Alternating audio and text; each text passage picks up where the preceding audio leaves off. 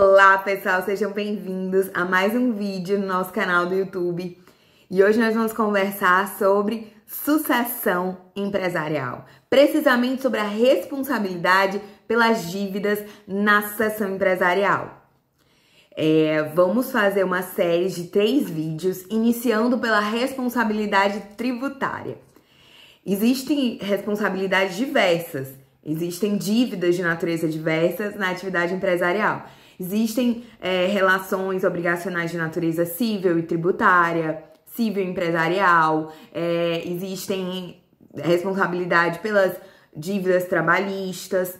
E qual a responsabilidade do adquirente? Porque a responsabilidade daquele que praticou os fatos geradores, os fatos se vinculou, né, que realizou a obrigação, eventualmente ela existe. Mas quem que é obrigado? Quem está obrigado? Normalmente, as relações se estabelecem com a pessoa jurídica. Então, é ela que vai responder pelas obrigações. Então, essa transferência, essa modificação da titularidade dos sócios, administradores de uma sociedade empresária, ou eventualmente a fusão, qualquer tipo de transformação societária que não encerre a atividade econômica, ela implica em uma sucessão,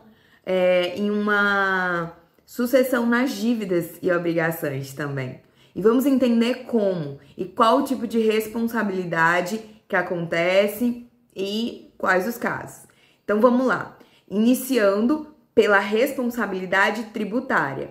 A responsabilidade tributária está principalmente descrita no artigo 173 do CTN. E o artigo 173 do CTN, no caput, ele nos fala da seguinte maneira: a pessoa natural ou jurídica de direito privado que adquirir por qualquer título, fundo de comércio ou estabelecimento comercial, industrial ou profissional, e continuar a respectiva exploração sobre a mesma ou outra razão social ou sobre firma ou nome individual, responde pelos tributos relativos ao fundo ou estabelecimento adquirido, devidos até a data do ato. Então, vamos compreender bem o que diz o caput do 173. Em primeiro lugar, o que acontece? A pessoa jurídica, ela vai mudar de titularidade, ela vai ser comprada por outra pessoa jurídica ou por uma pessoa física. E esse contrato, o direito empresarial chama de trespasse. Trespasse é o nome do contrato de compra e venda que formaliza a sucessão empresarial. É a compra e venda do fundo de comércio ou estabelecimento empresarial que o caput do 173 fala. Em direito empresarial chama de trespasse. Então, esse trespasse tem lá os seus requisitos para produzir efeito entre as partes, tem um registro para produzir efeito perante terceiros, e é esse o nome do trespasse, o contrato que formaliza. Então, uma vez que ocorreu essa compra e venda ou ainda uma transformação societária, não há qualquer título e continuar a exploração. Porque se encerrar a atividade comercial, aí não há que se falar em responsabilidade do adquirente, porque ele encerrou a atividade comercial. Mas se ele continuar a exploração, então aí vamos ver quais as hipóteses em que ele responde e qual a forma. Ele responde pelos tributos devidos até a data do ato. Então, a gente está tratando, obviamente, dos tributos anteriores ao trespasse, anteriores à compra e venda, porque os posteriores já são praticados sob nova administração, não é? Então, não há essa discussão da responsabilidade. Mas os fatos geradores praticados até a data da sucessão empresarial, eles podem implicar na responsabilização do adquirente. E vamos entender agora de que forma o adquirente pode ser responsabilizado. O adquirente pode ser responsabilizado segundo os incisos do artigo 133. Inciso 1. Integralmente, se o alienante cessar a exploração do comércio, indústria ou atividade. 2. subsidiariamente com o alienante, se este prosseguir na exploração ou iniciar dentro de 6 meses a contar da data da alienação, nova atividade no mesmo ou em outro ramo de comércio, indústria ou profissão. Então, aqui os incisos do 133, eles deixam claro que existem 2 formas de responsabilização. A primeira é a responsabilização integral. E o que significa uma responsabilização integral? Responsabilização integral, ela, na verdade, é um nome impreciso, porque se construiu que essa responsabilização integral, ela, na verdade, é uma espécie de responsabilização solidária. A responsabilidade do adquirente, nesse caso, ela é solidária, ela não comporta benefício de ordem, e ou seja, o adquirente ele pode ser cobrado mesmo antes do alienante. Então, essa é a responsabilidade integral. E quando que ela ocorre? Segundo a dicção aqui dos incisos do 133, a responsabilidade do adquirente é integral / solidária, quando ele cessar a exploração, o alienante, né, aquele que vendeu o negócio, ele cessou a atividade empresarial ou iniciou outra apenas após 6 meses, então resguardou essa quarentena de 6 meses. E ele pode responder também, o alienante, ele pode responder de forma subsidiária. E quando? Quando o alienante, aquele que vendeu, ele prosseguir na exploração da atividade comercial ou iniciar uma nova e em qualquer ramo do comércio, indústria ou profissão em menos de 6 meses, ou seja, ele não resguardar essa quarentena, então ele pode ser sim responsabilizado. Ele pode ser responsabilizado.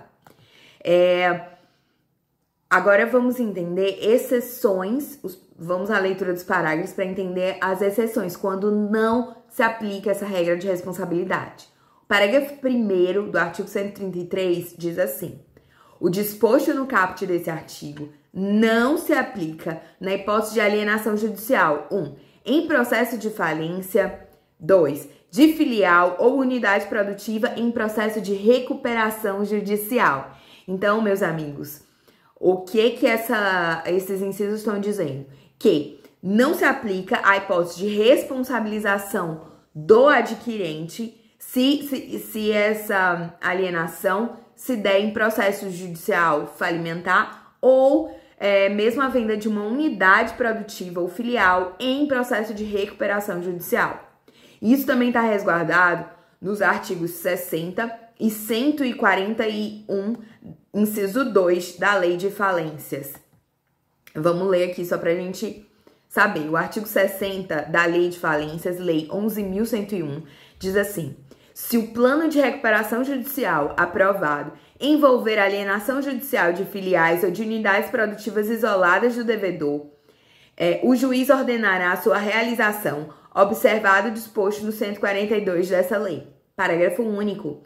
O objeto da alienação estará livre de qualquer ônus e não haverá sucessão do arrematante nas obrigações do devedor de qualquer natureza, incluídas, mas não exclusivamente as de natureza ambiental, regulatória, administrativa, penal, anticorrupção, tributária e trabalhista. Então, você vê aqui que mesmo quando a alienação é de uma unidade produtiva ou filial, não haverá responsabilização do adquirente pelas dívidas de natureza tributária, trabalhista, anticorrupção, para estimular a venda dessa unidade judiciária. Veja, o direito empresarial, o direito falimentar, ele visa a recuperação da empresa. É como se fosse você colocar a empresa num hospital para que ela seja recuperada, para que os empregos continuem a ser gerados, para que a inovação, todos aqueles benefícios que a empresa traga, permaneçam no mercado. Então, o objetivo do direito falimentar é independente daquele que gere a atividade empresarial, do gestor, independente da permanência ou não do sócio administrador, a permanência da empresa, porque é um ônus muito grande. E aí, nessa toada, a legislação falimentar, ela deu esse benefício. Quem compra a unidade produtiva na recuperação não responde pelos tributos.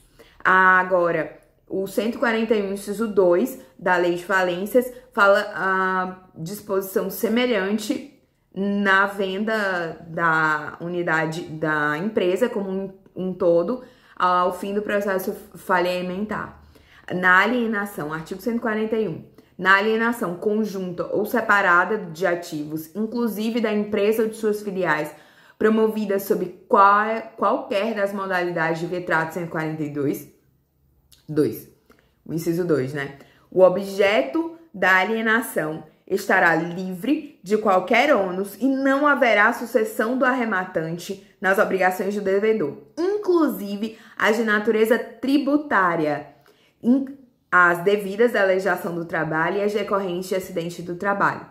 Então, nós verificamos que se tratar de processo falimentar, de venda em processo falimentar, não existirá responsabilidade do adquirente. Para privilegiar, para facilitar, para estimular a compra mesmo dessa empresa e a manutenção da atividade empresarial no processo falimentar e na recuperação judicial. Porém, nem sempre vai ter ausência de responsabilidade. Então, vamos para o parágrafo 2º, que fala da exceção da exceção. O parágrafo 2º dispõe assim, do 133 do CTN. Não se aplica o disposto no parágrafo 1º, ou seja, não se excepciona da responsabilidade ou integral ou subsidiária de que trata esse artigo quando o adquirente for 1. Sócio da sociedade falida ou em recuperação judicial, ou sociedade controlada pelo devedor falido ou em recuperação judicial. 2. Parente em linha reta ou colateral até o 4º grau, consanguíneo ou afim, ou de qualquer de seus sócios. Ou 3. Identificado como agente do falido ou do devedor em recuperação judicial, com o objetivo de fraudar a sucessão tributária. Então, você vê que o legislador teve o cuidado de não permitir que esse benefício de ausência de responsabilidade existisse no caso de fraude, no caso de parentes, pessoas muito próximas ao devedor no processo de falência e recuperação adquiram aquela unidade produtiva. Porque existe até um indício de fraude, né? Aí, quando for sócio, quando for sociedade controlada, ou quando for parente em linha reta ou colateral até o 4º grau, ou ainda em caso agente do falido, devedor com objetivo de fraude, não será isento de responsabilidade. Então, nesse caso, volta a responder ou de forma integral ou de forma subsidiária, conforme a alienante continuar ou não a exploração da atividade comercial, no mesmo jeitinho que a gente já tinha falado no CAPT. Então, vamos seguindo, então, para finalizar aqui no parágrafo 3º. Parágrafo 3º, 133, diz assim: em processo da falência, o produto da alienação judicial da empresa, filial ou unidade produtiva isolada permanecerá em conta de depósito à disposição do juízo de falência pelo prazo de 1 ano, contado da data da alienação, somente podendo ser utilizado para pagamento de créditos extraconcursais ou de créditos que preferem ao tributário. Então, veja, o produto da alienação judicial, empresa, filial ou unidade produtiva isolada, ainda permanecerá em conta de depósito do juízo de falência pelo prazo de 1 ano. Prazos são sempre importantes para cobrança, eventualmente em provas, e tem contado a data da alienação e qual a destinação desse recurso. Somente para o pagamento de créditos extraconcursais ou de créditos que preferem ao tributário. Veja, é importante a gente entender, os créditos extraconcursais, eles são aqueles créditos que a massa falida, ela contraiu já durante o processo concursal. Já durante o processo falimentar, sejam obrigações contraídas perante terceiros ou créditos contraídos pelo devedor em procedimento de recuperação judicial. Então, agora vamos resumir, porque isso é muito importante a gente fixar. A responsabilidade tributária na sucessão empresarial é a responsabilidade do adquirente. A responsabilidade do adquirente, ela ocorre de forma integral, solidária ou subsidiária. Se o alienante encerrar a atividade empresarial e não iniciá-la em até 6 meses, resguardar essa quarentena, então a responsabilidade do adquirente será integral solidária. Porém, se ele continuar a atividade empresarial ou não respeitar a quarentena de 6 meses, a responsabilidade do adquirente será subsidiária, ou seja, comporta benefício de ordem. E por fim, a gente tem que lembrar que existe uma exceção. A exceção é quando a venda se dá em processo falimentar ou na recuperação judicial, a venda de uma unidade produtiva. Nesse caso, não há que se falar em responsabilidade pelas dívidas tributárias. A gente verificou isso. Porém, se determinadas pessoas comprarem, se existirem indícios de fraude, aí não se aplica a exceção. Não se aplica a exceção de não aplicação da responsabilidade tributária no processo falimentar. Também lembrar da disposição do parágrafo 3º, que fala do prazo de 1 ano, que o valor da venda deve permanecer em conta de depósito judicial. E ele permanece para quê? Para ser utilizado para pagamento de dívidas contraídas, de dívidas extraconcursais, ou ainda de créditos extras concursais ou créditos que prefiram o crédito tributário, que precedam, né, o crédito tributário na ordem de pagamento dos créditos. Então é isso, pessoal. Esse foi o primeiro vídeo. No segundo vídeo, nós vamos falar da responsabilidade pelas dívidas civis e empresariais na sucessão. E ela está precisamente no artigo 1146 do Código Civil, se vocês quiserem já dar uma olhada. E depois, no terceiro vídeo, nós vamos conversar sobre a responsabilidade pelas dívidas trabalhistas. E é isso, aguardo vocês